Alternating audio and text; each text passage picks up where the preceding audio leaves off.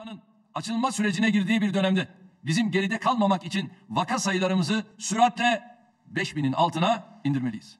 Aksi takdirde turizmden ticarete ve eğitime kadar her alanda ağır bir faturayla karşı karşıya gelmemiz kaçınılmaz olacaktır. Hedeflediğimiz rahatlamayı sağlayabilmek için önümüzdeki günlerde hep birlikte biraz daha fedakarlık yapmamız önem arz ediyor.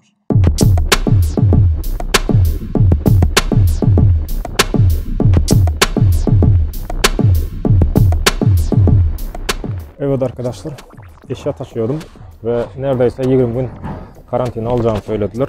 Yani bu demek benim 20 gün işsiz kalacağım demek. Yani para kazanamayacağım.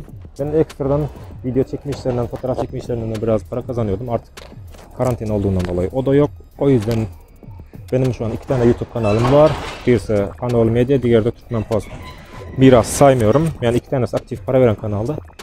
Artık diyorum ki oraya değerlendireyim, daha güzel videolar yapayım ve oradan para kazanayım. Anadolu Medya kanalını Murat Hanoğlu olarak değiştireceğim ve orada değişik videolar, vloglar çekmeye deneyeceğim. Bakalım siz neler karşılayacak.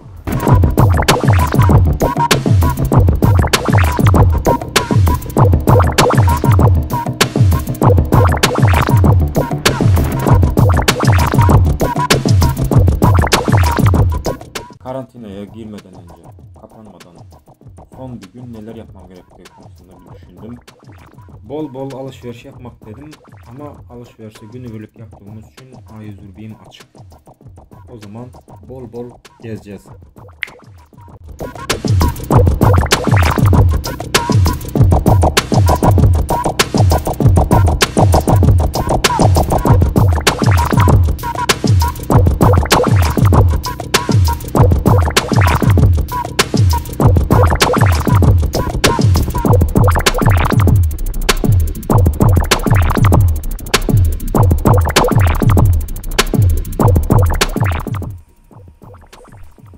Bence son olarak şu saçları da kısalttırayım.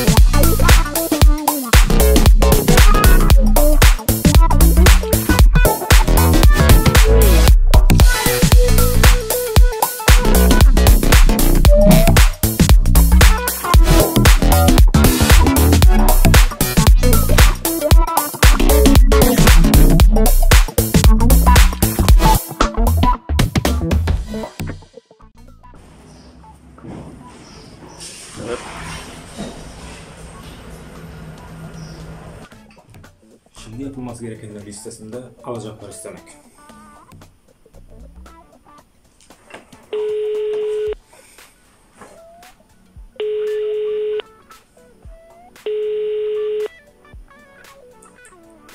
Cevap verin.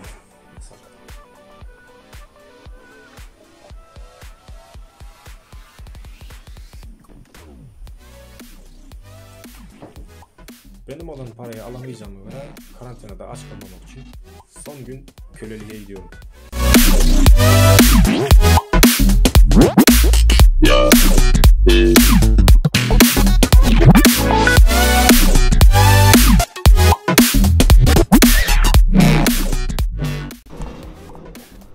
O zaman son köleliğimizi yapalım.